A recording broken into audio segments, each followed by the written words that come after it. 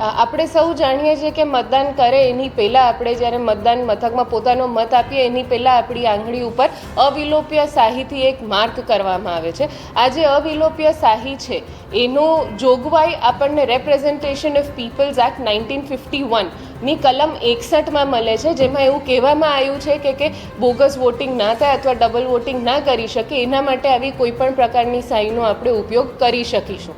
આ જે શાહી છે એ માત્ર ને માત્ર એક જ જગ્યાએ બને છે.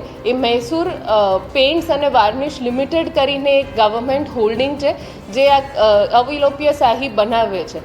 હાલના ડેટા પ્રમાણે 26 લાખથી વધારે બોટલ્સ આ જે સહીની છે એ પૂરેપૂરા ઇલેક્શન્સમાં એનો ઉપયોગ થવાનો છે.